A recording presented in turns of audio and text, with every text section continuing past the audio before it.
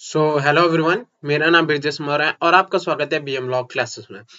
आज से हम सीएस एग्जीक्यूटिव एंट्रेंस टेस्ट जो CSEET है उसके लिए हम तैयारी करेंगे जो एमसीक्यू बेस में। इसमें 4 सब्जेक्ट हैं हमारे, केवल 4 सब्जेक्ट हैं। 4 सब्जेक्ट में से हम सबसे पहले चौथा सब्जेक्ट स्टार्ट करेंगे जो है legal aptitude and logical reasoning. अब बात करता हूं तो ये जो लीगल एप्टीट्यूड है, ये जो लीगल एप्टीट्यूड है इसमें 2 हिस्सों में दे रखा है। ये जो लीगल एप्टीट्यूड है ये केवल इसमें हम लॉ के बारे में पढ़ेंगे, ठीक है। अब जो लोग पहली बार पढ़ रहा है उसे थोड़ी मुश्किलें होंगी, मगर मैं ऐसी कोशिश करूंगा कि आपको पूरी अच्छी तरीके से समझ आए। दूसरा लॉजिकल रीजनिंग। अब ये लॉजिकल रीजनिंग जैसे रीजनिंग होती है उसके बारे में बता रखा है, ये भी हमें पता होना चाहिए। सबसे पहले हम लीगल एप्टीट्यूड स्टार्ट करेंगे। जो लीगल एप्टीट्यूड है उसमें पहला चैप्टर है इंडियन कॉन्स्टिट्यूशन। जो इंडियन कॉन्स्टिट्यूशन है वो जिसमें थोड़ा सा बहुत मगर तब भी नॉलेज के लायक दे रखा है। हम एग्जीक्यूटिव जो जाएंगे एग्जीक्यूटिव में उसमें हमें पूरे अच्छे से जो जीआईजीएल है, जूरिस्प्रूडेंस एंड जनरल लॉ, उसमें दूसरा चैप्टर ये इंडियन कॉन्स्टिट्यूशन का जो अच्छे तरीके से दे रखा है, मगर हमें इसमें भी थोड़ा बहुत पता होना चाहिए। पहला Indian constitution, element of general law जैसे Indian contract act, law of टॉट, element of company secretary, legislature, element of company law. जो यहां तक है 4 चैप्टर दे रखे हैं ये लीगल एप्टीट्यूड के। ये लीगल एप्टीट्यूड इसका मतलब ये लॉ से रिलेटेड है। बात करते हो रीजनिंग, ये जो 4 चैप्टर है, logic, legal reasoning, logical, verbal, non verbal, ये नॉन वर्बल, ये चारों के चारों लीगल रीजनिंग से है, ठीक है, लॉजिकल रीजनिंग से। तो हम आज स्टार्ट जो करेंगे वो है पहला चैप्टर जिसका नाम है लीगल एप्टीट्यूड पार्ट 1 और नाम है उस चैप्टर का इंडियन कॉन्स्टिट्यूशन। अब इंडियन कॉन्स्टिट्यूशन के बारे में हम पढ़ेंगे, तो बिना टाइम वेस्ट करे चलिए हम स्टार्ट करते हैं आज का सबसे पहला चैप्टर। तो यहाँ पे इंट्रोडक्शन दे रखा है, ये आप अपने आप भी पढ़ सकते हैं, मगर बता सकता हूँ कि आखिर इंडियन कॉन्स्टिट्यूशन में आखिर ये दिया क्या है। एमसीक्यू के बेस से ये बुकें हैं, तो एमसीक्यू के बेस से पढ़ेंगे। हमारे लिए एक एक छोटा टॉपिक और छोटा वर्ड भी बहुत इंपॉर्टेंट है, तो हमसे सबसे पहले ध्यान देंगे कि आखिर है क्या। The constitution which lay down the basic structure of national polity is built on the foundation of certain fundamental value। जो कॉन्स्टिट्यूशन बनाया गया है वो कुछ फंडामेंटल वैल्यू के लिए ही बनाया गया है, हमारे नेशन के फंडामेंटल वैल्यू के लिए। अब फंडामेंटल वैल्यू होते क्या है वो पार्ट 3 में पढ़ेंगे, जिसमें हमारे फंडामेंटल राइट्स है। फिर उससे आगे भी बहुत सारे सेक्शन है, उनके बारे में हम इस कॉन्स्टिट्यूशन में पढ़ेंगे, इस चैप्टर में पढ़ेंगे। The various of our founding father and the aim of the objective which they wanted to achieve through the constitution are contained in the preamble, the fundamental right and directive principle। अब जो जिन्होंने बनाया है, doctor Bhimrao Ambedkar ने इसे बनाया। इन्होंने जब बनाया तो इन्होंने कुछ ऑब्जेक्टिव या फिर एम रखे इंडियन कॉन्स्टिट्यूशन के, और वो जो एम है वो एम को अचीव करना कॉन्स्टिट्यूशन का काम है। अब वो एम क्या हो सकते हैं वो प्रेम्बल में हमारे दे रखे हैं, ठीक है। फिर ऐसे फंडामेंटल राइट दे रखे और डायरेक्टिव प्रिंसिपल दे रखे। ये दोनों चीज जो है हम आगे चल के बहुत अच्छे से पढ़ेंगे, preamble, fundamental rights and directive principle. अब इस इंट्रोडक्शन में आप अपने आप भी पढ़ सकते हैं, मगर इतना ही ये आपके लिए, अगर मैं बता सकूं तो इतना ही आपके लिए जरूरी था। नाउ आगे बढ़ता हूं मैं। Broad framework of the constitution. अब कॉन्स्टिट्यूशन आएगा 1 जनवरी 26, 1950। ये तैयार तो 11 नवंबर में ही हो चुका था, बन तो नवंबर में ही हो चुका था, मगर जो इसे कम टू इन्फोर्स करा गया वो जनवरी 26, 1950 में करा गया, ठीक है। It is a compressive document. ये कंप्रेसिव डॉक्यूमेंट इसका मतलब बहुत सारे चीजों से मिला हुआ डॉक्यूमेंट बना हुआ है। इसमें बहुत सारे लॉ के लिए बनाया गया, क्योंकि अगर कोई भी लॉ बनता है तो इसके ऊपर पहले देखा जाता है कि वो कॉन्स्टिट्यूशन से मेल खा रहा है कि नहीं, या फिर कॉन्स्टिट्यूशन के अलग जा रहा है। जब कॉन्स्टिट्यूशन के कोई संग जा रहा होता है, जैसे कुछ ऐसे आर्टिकल है कि हर लॉ बनेगा तो उसे हम आर्टिकल जो दे रखे उसे भी अप्लाई करना होगा। अगर अप्लाई नहीं करते तो कॉन्स्टिट्यूशन के संग नहीं जाता, तो कोई भी एक्ट पास नहीं करा जा सकता। या फिर हमारे सेक्शन 13 आर्टिकल 13 पढ़ेंगे, उसमें बता रखा है कि अगर कोई भी अगर कोई भी लॉ बनता है उससे नहीं करता, उससे मेल नहीं खाता या फिर उसे अप्लाई नहीं करता कॉन्स्टिट्यूशन के, तो जो सेक्शन उसके अप्लाई नहीं हो रहे उसे रख दिया जाता है साइड, और जो अप्लाई हो रहे उसे हम लॉ को आगे इन्फोर्सेबल कर दिया जाता है। तो इसी में ये दे रखा है, बस इतना है कि कॉन्स्टिट्यूशन जो है वो 26 जनवरी 1950 में आया। ये एक कंपैरिजन डॉक्यूमेंट है। Apart from the dealing with the structure of government, the constitution make detailed provision for the right of citizen and other person number of entrenched provision for the principle of be followed by the state in the governance of the country, labeled directive principle of the state policy। अब इसमें ये बताया गया है कि जितने भी इसमें राइट हैं कॉन्स्टिट्यूशन में वो सिटीजन ऑफ इंडिया के लिए हैं, और कुछ ऐसे चीज दिए हुए हैं जैसे प्रिंसिपल दिए हुए हैं, डायरेक्टिव प्रिंसिपल ऑफ स्टेट। ये जब स्टेट कोई लॉ बनाता है या फिर कोई काम करता है तो ये डायरेक्टिव प्रिंसिपल को फॉलो करना एक स्टेट का सबसे ज्यादा जरूरी काम होता है जो कॉन्स्टिट्यूशन में दे रखा है। सो ये था हमारे कुछ पार्ट। दूसरा, preamble declare in India to be sovereign, socialist, secular, democratic republic and secure to all citizens justice, liberty, equality and fraternity। अब इसमें जो प्रिएम्बल है उसके कुछ वर्ड दे रखे हैं। पहला, सॉवरेन क्या होता है, सोशलिस्ट क्या होता है, सेकुलर क्या होता है, डेमोक्रेटिक रिपब्लिक क्या होता है, secure to all citizen justice, liberty and equality and fraternity. अब ये जो जस्टिस, लिबर्टी, इक्वालिटी है और फ्रेटर्निटी है ये हम फंडामेंटल राइट में पढ़ेंगे, मगर बात करूं मैं sovereign, socialist, secular and democratic Republic क्या होता है, चलिए पढ़ते हैं, उसके भी देख लेते हैं। The expression sovereign signifies that republic is externally internally sovereign. Sovereignty in the strict and narrow sense of the term imply independent all around। अब सॉवरेन का मतलब क्या होता है, इसमें यह बताया गया कि सॉवरेन जो है वो इंडिपेंडेंस लोगों के लिए बनाया गया। इंडिपेंडेंस हर जगह इंडिपेंडेंस हो, किसी पे इंडिपेंडेंसी मतलब स्वतंत्र हो, कोई भी वो ना हो कि आपको ये नहीं करना ये नहीं करना, आपको हर चीज से स्वतंत्रता होनी चाहिए। Independence all around, within और without the border of the country। And discuss about legal sovereignty is vested in the people of India and the political sovereignty is distributed between the union and state. जो sovereignty होती है मतलब अब हमारा स्वतंत्रता किसे मिलेगी, पीपल को, मतलब जो लोग हैं उनको, और जो पॉलिटिकल सॉवरेंटी है वो किसे डिस्ट्रीब्यूट करी जाएगी, यूनियन और स्टेट को। अब सॉवरेंटी, पॉलिटिकल सॉवरेंटी से ये यहाँ दिया जाता है कि जब आप कानून बनाते हैं तो आप देखते हुए बनाए कि क्या चीज सही है और क्या चीज गलत है।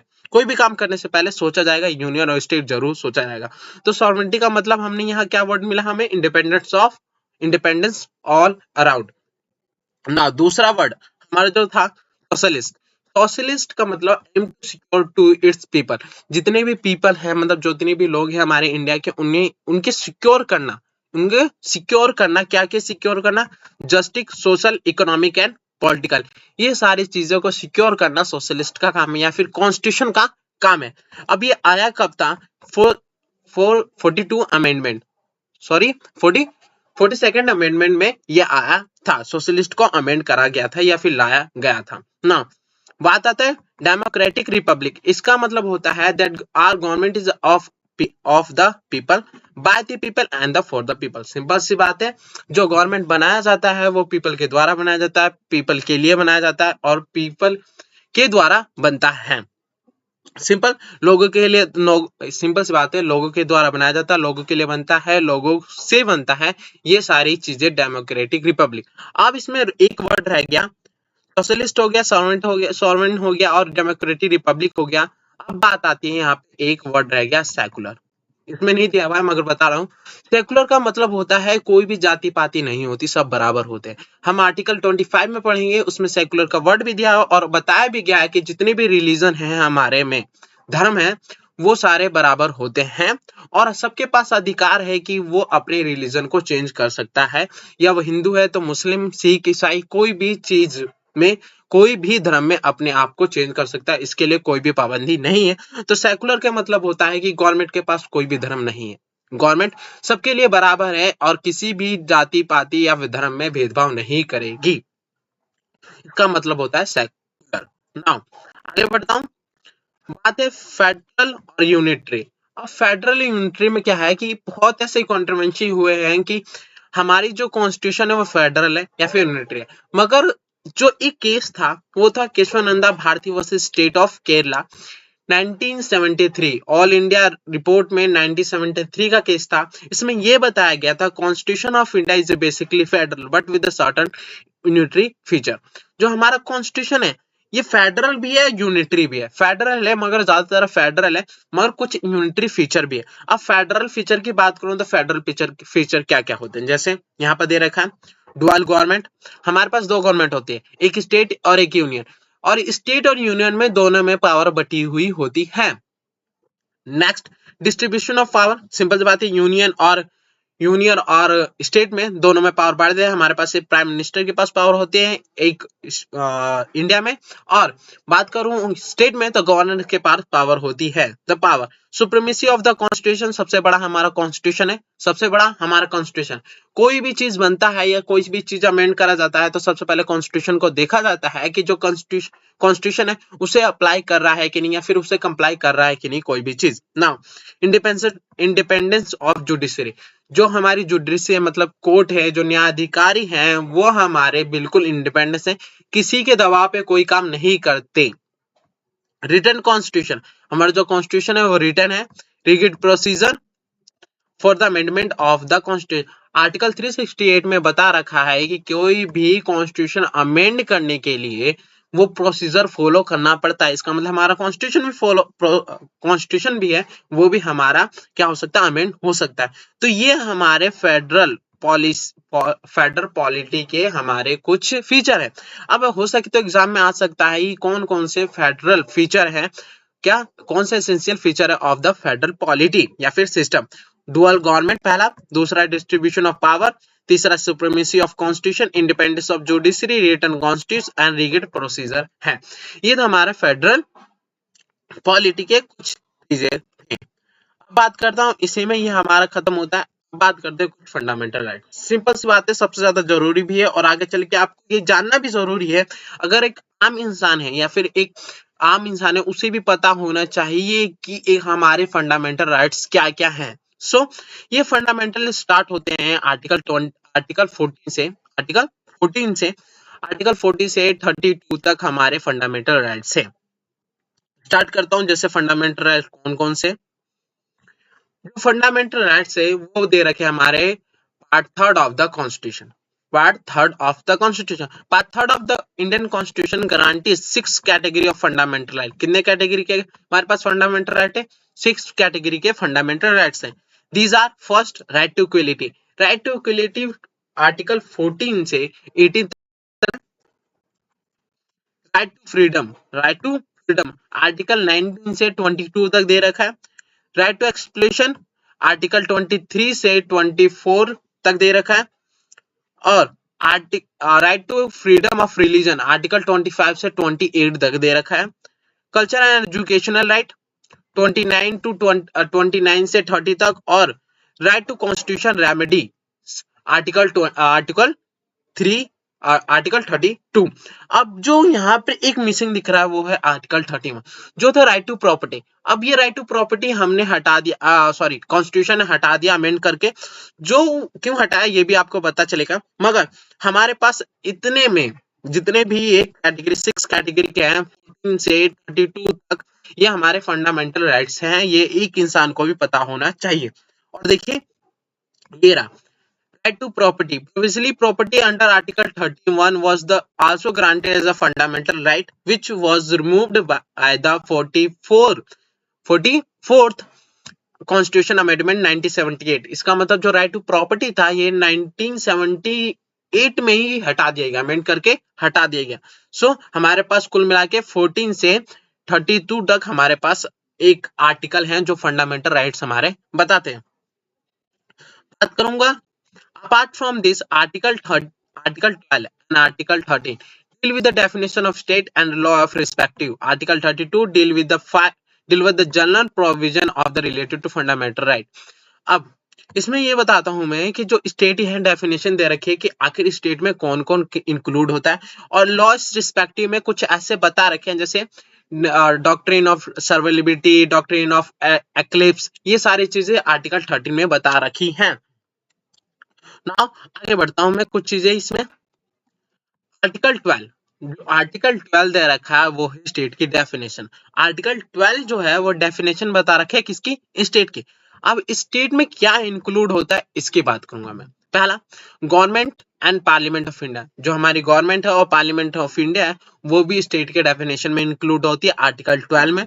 दूसरा, government and legislature of the each of the state, जितने भी स्टेट है हमारे भारत में उनके जो लेजिस्लेचर है वो भी गवर्नमेंट के वो भी स्टेट के डेफिनेशन में इंक्लूड होते हैं।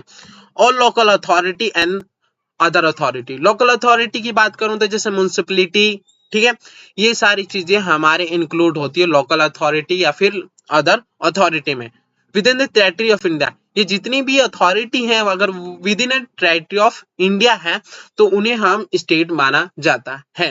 Under the control of the government of India, अगर कोई कंपनी है, अगर कोई कंपनी है, कंपनी जो है वो गवर्नमेंट के द्वारा कंट्रोल करी जा रही है, कोई कॉर्पोरेट है या फिर कोई कंपनी है वो गवर्नमेंट के द्वारा कंट्रोल करी जा रही है, या फिर बोल लिया लूं क्या वो 51% से ज्यादा कंट्रोल स्टेक है, जो वोटिंग राइट है वो गवर्नमेंट के पास है, इसका मतलब कंट्रोल है।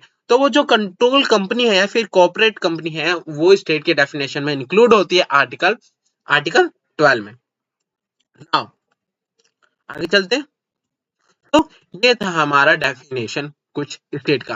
अगर आता है डेफिनेशन की कौन कौन सी चीजें इंक्लूड करी जाती है आर्टिकल 12 में, तो ये हम इतने सारे टॉपिक हैं, ये पॉइंट है, इन्हें हमें याद करना है आर्टिकल 12 जो स्टेट के डेफिनेशन में इंक्लूड करा जाता है। नाउ अब बात करता हूँ लोकल एक्सप्रेशन। जैसे मैंने बताया कि लोकल अथॉरिटी कौन कौन सी होती है, municipality, district board, panchayat and improvement trust, port trust, mining statement board, ये सारी चीज लोकल अथॉरिटी में गिनी जाती है। इनका मतलब ये सारे डेफिनेशन स्टेट के डेफिनेशन में इंक्लूड करे जाते हैं। Now supreme court has enacted the following test for determining the whether an entity is an instrumentality or agency of state। कुछ ऐसी चीजें फॉलोइंग टेस्ट है, ये जो 5-6 हैं, ये टेस्ट बता रखे कि कोई भी एजेंसी या फिर कोई भी कॉर्पोरेट या फिर कोई भी कंपनी है या फिर कोई भी एंटिटी है उसे कैसे पता करे कि वो गवर्नमेंट के डेफिनेशन या फिर स्टेट के डेफिनेशन में इंक्लूड करा जाता है कि नहीं आर्टिकल 12 के अंदर। पहला, if the entire share capital of the corporation is held by the government, it would go a long way toward indicating that the corporation is instrumentally or agency of the government। Simple सी बात है, अगर उसका जो entire share capital मतलब आधा से ज्यादा शेयर कैपिटल 51% से ज्यादा शेयर कैपिटल अगर गवर्नमेंट के पास है तो सिंपल सी बात है उसे हम स्टेट के डेफिनेशन में इंक्लूड करेंगे, वो गवर्नमेंट एजेंसी या फिर इंस्ट्रूमेंटली एजेंसी कहलाएगी गवर्नमेंट की। Now whether the financial assistance of state is so much as meet almost the entire expenditure of the corporation, it would be afford some indication of the corporation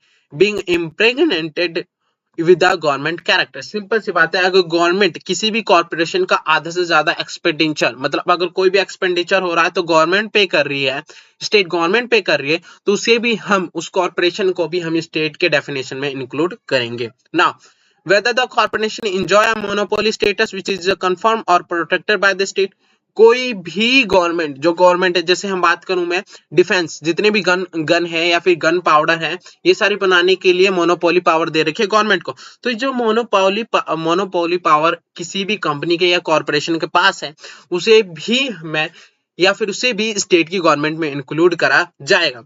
now existence of deep and pervasive state control may be afford an indication that corporation is a state agency or instrument। कोई भी existent है या फिर कोई भी persistent state है जो control बताती है कि गवर्नमेंट द्वारा करा गया है उसे भी हम डेफिनेशन में स्टेट की डेफिनेशन में इंक्लूड करेंगे। If the function of corporation as public important and closely related to government function, it would be relevant factor in classifying a corporation as instrumentally और एजेंसी ऑफ द गवर्नमेंट। अगर कोई भी corporation जो काम है corporation का वो public की सेवा के लिए करा जाता है, जैसे रोड बनाना, ठीक है, रोड बनाना ये जो पब्लिक है इंपॉर्टेंट के लिए, या फिर गवर्नमेंट का वो फंक्शन है एक तरफ से, उसे भी उसी कॉर्पोरेशन को भी हम गवर्नमेंट के डेफिनेशन, स्टेट के डेफिनेशन में इंक्लूड करेंगे। If the department of government is transfer to a corporation, it would be strong factor supporting and influence of the corporation being instrumentally और agency of the government. Simple सी बात है, जो department होते हैं government के, वो किसी और कॉर्पोरेशन को ट्रांसफर कर दिया गया, तो जिस कॉर्पोरेशन को ट्रांसफर करा गया वो भी अब स्टेट के डेफिनेशन में इंक्लूड कर दी जाएगी। तो सिंपल सी बात है, 6 पॉइंट थे हमारे जो बता सके कि कौन कौन सी कॉर्पोरेशन या फिर कौन कौन सी एंटिटी गवर्नमेंट स्टेट के डेफिनेशन में इंक्लूड करी जाएगी। पहला, entire share capital, financial assistant for the entire expenditure, enjoy monopoly. Third is enjoy monopoly, existent or deep pervasive state function of corporation क्या है, और department of government transfer to corporation. अगर ये किसी कॉर्पोरेशन में इनमें से कोई सा भी एक है तो उसे हम स्टेट की, इसका मतलब आर्टिकल 12 की डेफिनेशन में इंक्लूड कर लिया जाएगा। जस्टिफिएबिलिटी ऑफ द फंडामेंटल राइट, मैंने बताया कि आर्टिकल 13 में कुछ ऐसी चीज हैं जो बता रखा है कि जो हमारे जो लॉ बनता है उसको हम, अगर लॉ हमारे कॉन्स्टिट्यूशन को कंप्लाई नहीं करता, तो जो उसके कोई भी सेक्शन कंप्लाई नहीं करता तो उसे साइड रख के अगर और भी सेक्शन कंप्लाई होते हैं तो उसको इन्फोर्सेबल कर दिया जाता है। तो आर्टिकल 13 में वही बता रखा है। Article 13 teeth to the fundamental right, क्या है ये? दांत हैं ये फंडामेंटल राइट के। It laid down the rule of interpretation in regard to law inconsistent with or in derogation of the fundamental right। ये कुछ रूल बताता है, अगर कोई भी कॉन्स्टिट्यूशन और कोई भी लॉ अगर इनकंसिस्टेंट, इसका मतलब जो फंडामेंटल राइट है उसके साथ नहीं चला, उसके उल्लंघन कर रहा है फंडामेंटल राइट को, तो उसे हमें इंटरप्रिटेशन करना है, वो बताता है हमारा आर्टिकल 13। ना बात करते हैं existing law. Article 13 clause 1 related to laws already existing in force, that is a law which were in force before the commencement of the constitution। इसमें ये बताया गया एग्जिस्टिंग लॉ मतलब जब कॉन्स्टिट्यूशन आया, हमारा कॉन्स्टिट्यूशन बनने से पहले भी तो कुछ लॉ होंगे, उन लॉ को जो आ रखे हैं कॉन्स्टिट्यूशन बनने से पहले, a declaration by the court of their invalidity however will be necessary before they can be disregarded and declare that pre-constitution law are void to the extent to which they are inconsistent with the fundamental right। अगर कोई भी law हमारे constitution बनने से पहले था, अगर अब जब हमारा कॉन्स्टिट्यूशन बन गया तो कुछ ऐसे लॉ होंगे जो इनकंसिस्टेंट, इसका मतलब हमारे फंडामेंटल राइट को उल्लंघन कर रहे होंगे। जो फंडामेंटल राइट को उल्लंघन कर रहे होंगे, जो इतने भी लॉ होंगे फंडामेंटल राइट का उल्लंघन कर रहे हैं, फिर इनकंसिस्टेंट है हमारे फंडामेंटल राइट से, तो जितने भी उल्लंघन कर रहे हैं उन वो सारे वॉइड होंगे। और जो उन्हें छोड़ के जितने भी हैं, जितने भी, अगर उनमें से भी कुछ सेक्शन ऐसे होंगे जो हमारे फंडामेंटल राइट को उल्लंघन नहीं कर रहे होंगे, तो जितने भी हैं उन्हें छोड़ के हम आगे बढ़ा दिया जाएगा, मतलब वो भी इन्फोर्सेबल करे, वो वॉइड नहीं कहलाएगा। इसका मतलब जो भी एग्जिस्टिंग लॉ है वो अगर इनकंसिस्टेंट मतलब उल्लंघन कर रहे फंडामेंटल राइट को, तो वो वॉइड कहलाएंगे according to article 30 clause 1। Article 13 clause 2 related to future law, that is a law made after the commencement of the constitution, after the constitution come into force, the state shall not make any law which is the take away or abridge the right confirmed by article 3। ये बताया गया article 13 clause 2 में, ये बताया गया future law, इसका मतलब जो भी आगे चल के हमारे लॉ बनेंगे वो इनकंसिस्टेंट नहीं होना चाहिए फंडामेंटल। इसका मतलब अगर कोई भी लॉ बनता है तो ऐसा नहीं होना चाहिए कि वो हमारे फंडामेंटल राइट को उल्लंघन करे। सो ये था आर्टिकल 13 क्लॉज 1, आर्टिकल 13 क्लॉज 2।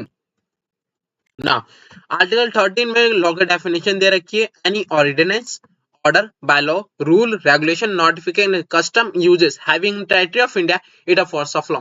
इसका मतलब कोई भी ऑर्डिनेंस, ठीक है, जो प्रेसिडेंट द्वारा करा जाता, ऑर्डर दिया जाता कोई भी कोर्ट के द्वारा, कोई भी बाय लॉ इंस्टीट्यूशन के द्वारा बनाया जाता, कोई भी रूल बनाता है स्टेट, कोई भी रेगुलेशन स्टेट बनाता है, या फिर कोई भी नोटिफिकेशन आता है, कस्टम है या फिर यूजेस है, अगर वो टेरिटरी ऑफ इंडिया के अंदर है तो वो फोर्स ऑफ लॉ कहलाएगा, या फिर उसे हम लॉ के डेफिनेशन में इंक्लूड करेंगे जो आर्टिकल 13 में दे रखा है। नाउ अब बात करता हूं by the constitution 24th amendment. Act 1971, a new clause has been added to Article 13, which provide that nothing in this article shall apply to amend of the Constitution made under Article 13. जो भी इसमें Constitution में बता nothing in this article shall apply to any amendment of this Constitution made Article 3. जो भी इस article में है, कुछ भी आर्टिकल है वो अप्लाई नहीं होगा अंडर आर्टिकल 360. मतलब 360 में क्या मैंने बताया, 368 में प्रोसीजर दे रखा है. Now article 13 come up for the judicial review. Number of cases and court have been evolved a doctrine like doctrine of eclipse, जैसे मैंने बताया, servility, prospective overruling, acquiescence, exception for the interrupting the provision of article 13. कुछ ऐसे चीज बताए गए हैं जो आर्टिकल 13 में कुछ ऐसे डॉक्ट्राइन है, जैसे doctrine eclipse, servility, prospective overruling and acquiescence etcetera for the interpreting of the provision. Interpretation करने के लिए जो हमारा आर्टिकल 13 दे रखा है, उसको इंटरप्रिटेशन करने के लिए कुछ ये डॉक्ट्राइन लाए गए. नाउ अब राइट टू इक्वलिटी. अब राइट टू इक्वलिटी है क्या, ये बताएंगे हम आर्टिकल 14 में. आर्टिकल 14 में the general principle of find expression. Article 14 particular application of this right are deal with the 15 and 16. Still more specially applicable equality found in Article 17 and 18. अब right to equality है क्या? Equality before the law, provision of discrimination of, ये Article 14 है.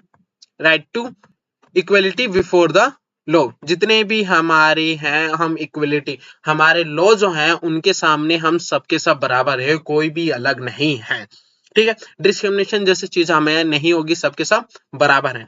Now provision of discrimination, article 15 की बात करते हैं. ये provision of discrimination on the ground of the religion, धर्म के नाम पे हम डिस्क्रिमिनेशन नहीं करेंगे. रेस, कलर के नाम पे नहीं करेंगे हम. कास्ट को लेके हम नहीं करेंगे. सेक्स, ये पुरुष है या फिर ये पुरुष है या फिर महिला है, इन सब के हम उसमें डिस्क्रिमिनेशन नहीं करेंगे. प्लेस ऑफ बर्थ, आपका जन्म कहाँ हुआ है, इस चीज को लेके हम किसी पे डिस्क्रिमिनेशन नहीं कर सकते.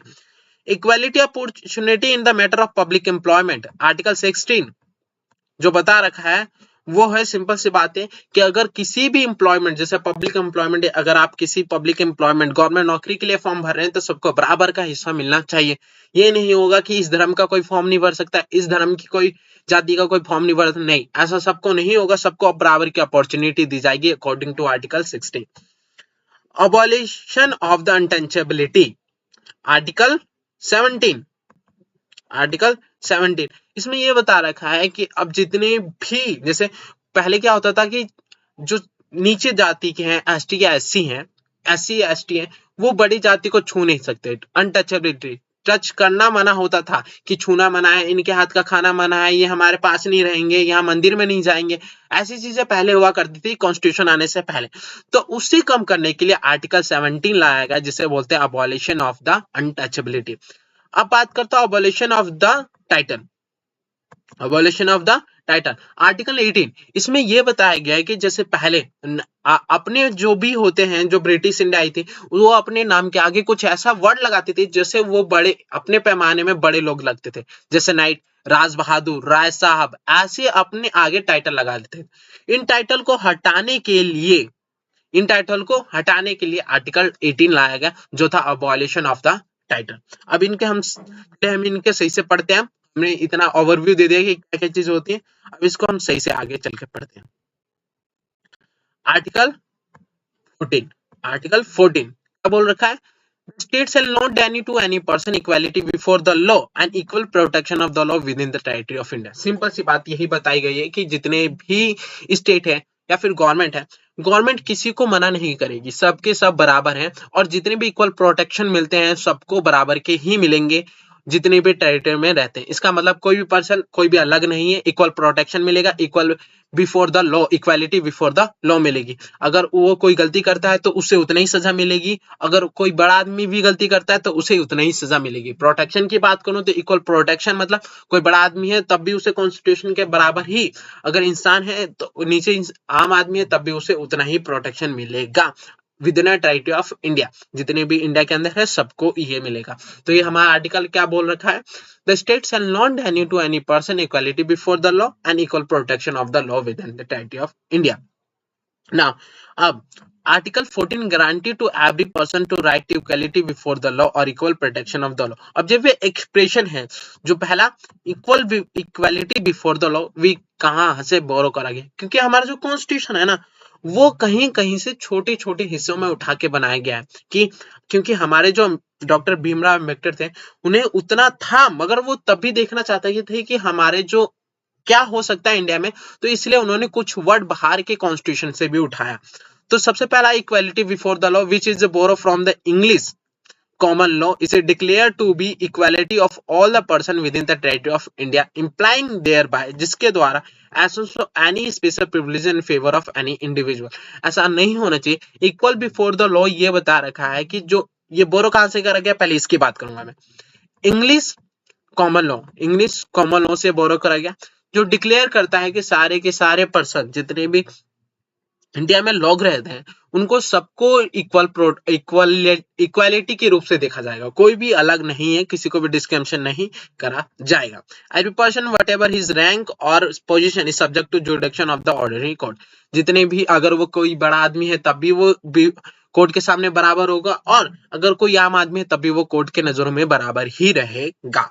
नाउ ये होता है आर्टिकल जो बता रखा है equality before the law.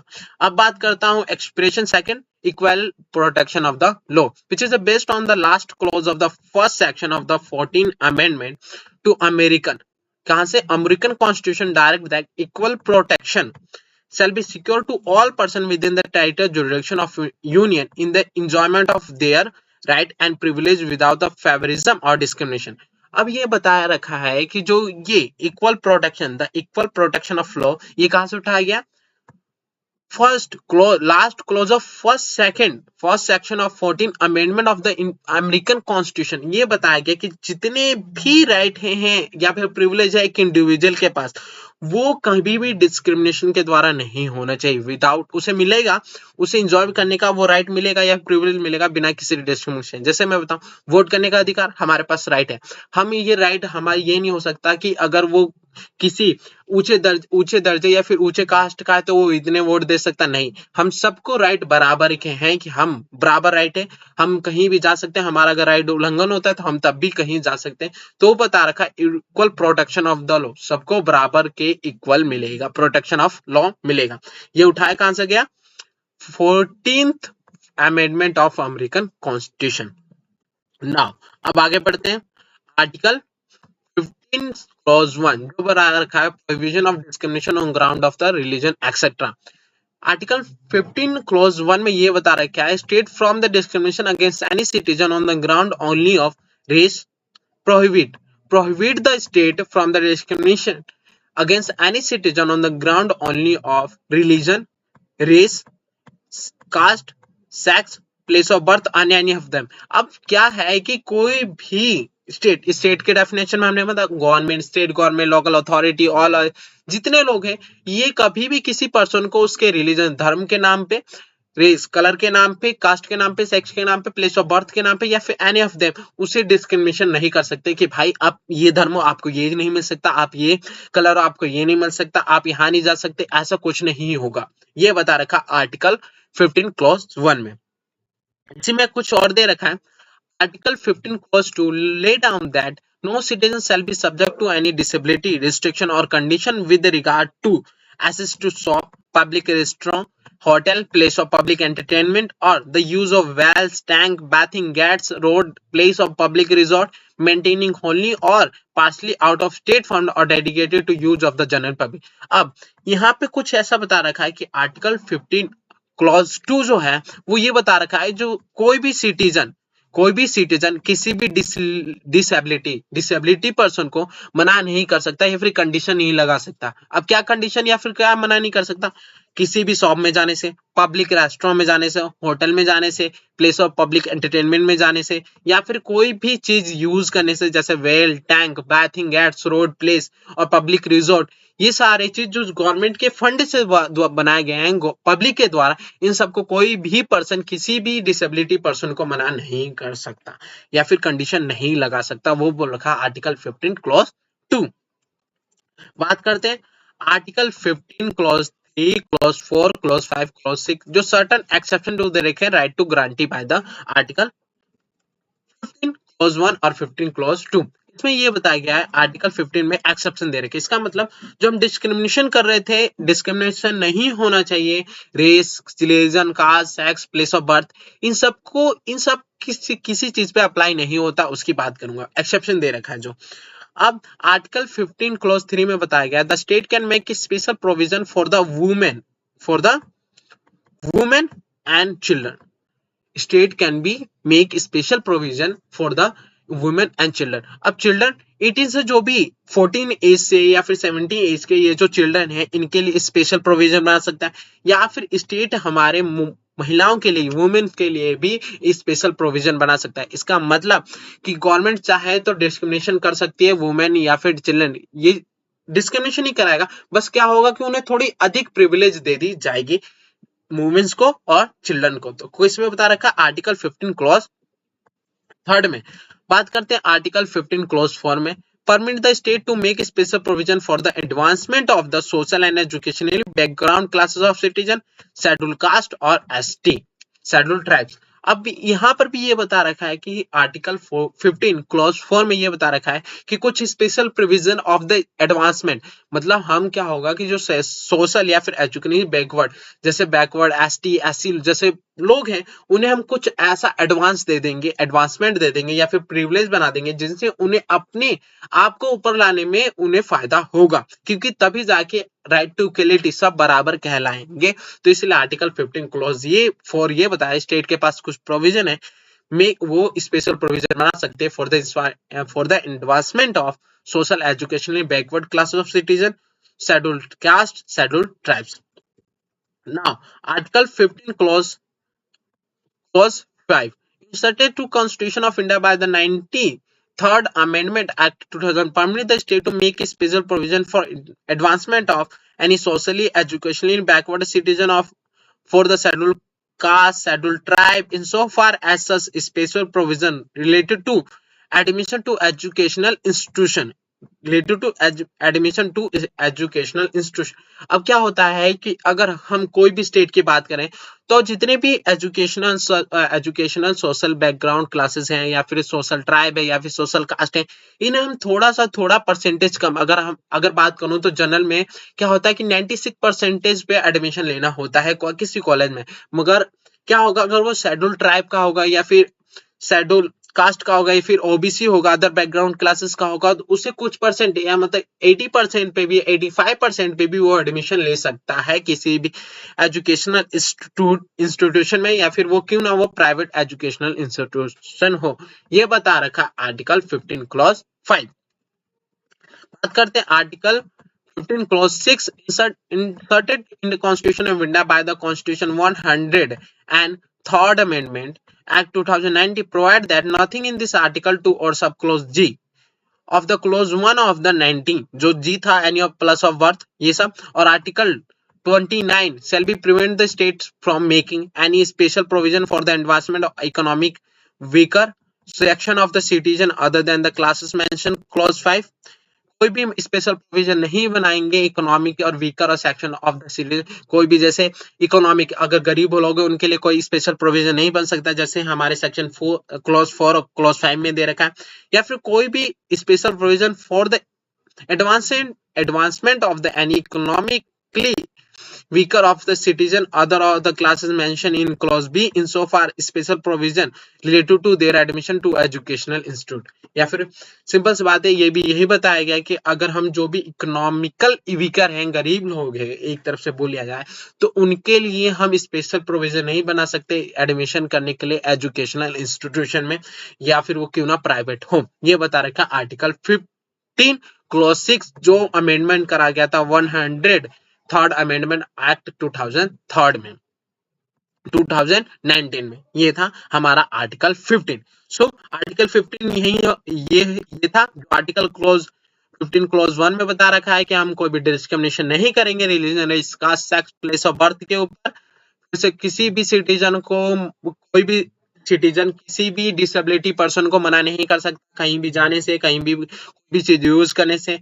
Article 15 clause 3 में ये बता रखा है कि गवर्नमेंट कभी भी स्टेट कभी भी वुमेन और चिल्ड्रन के लिए कोई भी स्पेशल प्रोविजन बना सकती है आर्टिकल 15 क्लॉज 4 में ये बता रखा है कि कोई भी socially educational backward class, OBC, ST और एससी, इनके लिए कभी भी स्पेशल प्रोविजन बन सकता है इनके एडवांसमेंट के लिए। आर्टिकल 15 क्लॉज 5 में ये बता रखा है कि कोई भी स्पेशल प्रोविजन बना सकते हैं ओबीसी, एसटी, एससी के लिए कि वो अपना एडमिशन एजुकेशनल इंस्टीट्यूशन में कर सके। और आर्टिकल 15 में बता रखा है, आर्टिकल 15 क्लॉज 6 में बता रखा है, स्टेट कोई भी स्टेट को मना करा जाता है, रोका जाता है, प्रिवेंट करा जाता है कि कोई भी प्रिविलेज जो क्लॉज 4, 5, 6 में दे रखे हैं, क्लॉज 3, 4, 5 में दे रखा गया है, वो हम economically weaker citizen of India के लिए, सिटीजन पर्सन के लिए नहीं बना सकते। सो हमारा यहाँ तक आज के लिए हमें भी इतना काफी है। मिलते हैं नेक्स्ट वीडियो में। अगर आपको कुछ भी समझ आओ तो प्लीज से चैनल को सब्सक्राइब जरूर करें। Thank you so much.